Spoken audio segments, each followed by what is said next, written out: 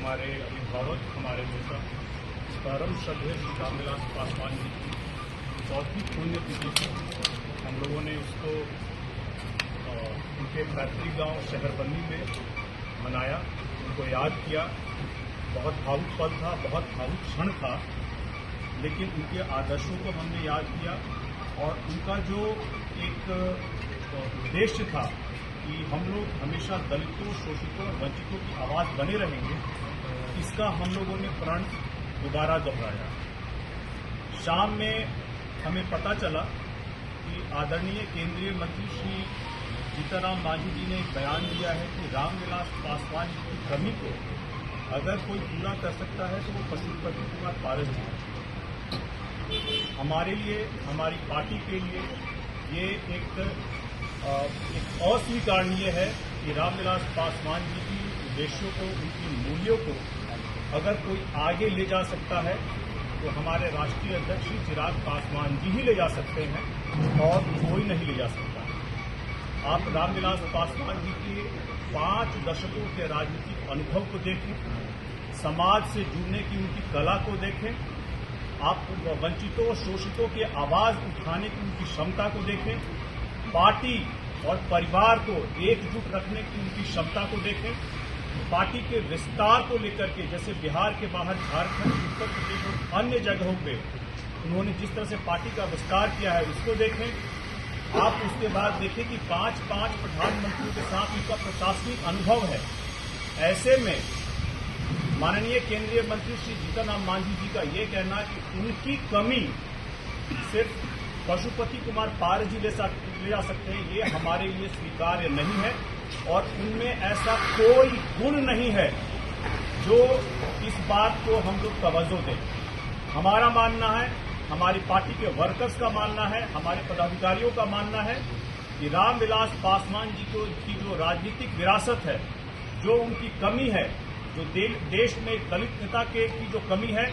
उसको पूरा करने में अगर कोई सक्षम है तो वो सिर्फ हमारे राष्ट्रीय अध्यक्ष और केंद्रीय मंत्री श्री चिराग पासवान जी ही इसके लिए, उनमें वो क्षमता है, उनमें वो प्रतिभा है और धीरे धीरे वो अपने पिता की तरह अनुभव भी ज्ञात करते जा रहे हैं। अभी हाल में हुए लोकसभा चुनावों में जिस तरह से उन्होंने एक दलित नेता के बिहार में एक दलित नेता के रूप में विपक्षी के जो अलग अलग मुद्दे थे उनको धाराशायी करके गठबंधन को एक बड़ी जीत दिलाने का काम किया है,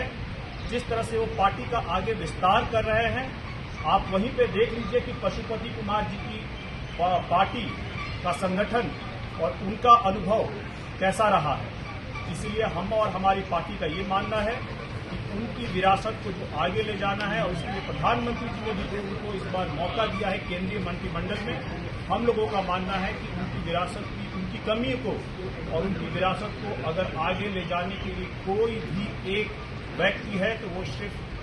श्री चिराग पासवान जी हैं और कोई नहीं है। मैं जीतनराम मांझी जी के इस बयान का पूरी तरह से खंडन करता हूं, अपने वर्कर की तरफ से, अपने पदाधिकारियों की तरफ से और अपनी पार्टी की तरफ से। जीतनराम मांझी क्यों इस तरीके की बात करते हैं? ये तो देखिए, राजनीति में मुझसे ज्यादा अनुभव रखते हैं, मुझसे बड़े हैं, तो मैं ऐसा तो नहीं कहूंगा कि मुझसे मतलब मैं उनकी समकक्ष में आकर जवाब दे सकूं। इसका जवाब तो उन्हीं को देना होगा। आने वाले बिहार के चुनावों में जो प्रासंगिकता अभी चिराग पासवान जी की होगी, उसको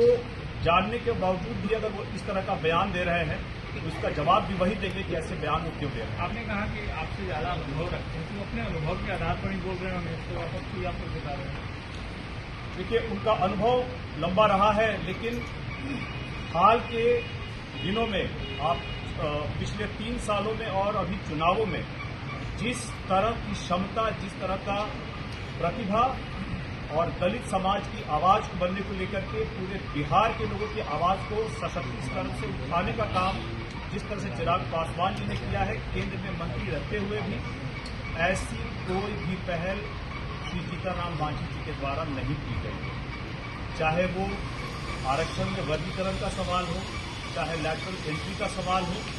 या वक्फ बोर्ड पे जो सवाल हो, जैसी जनता चाहती थी उन्हीं आवाज को वो ले गए हैं मुखिया तक और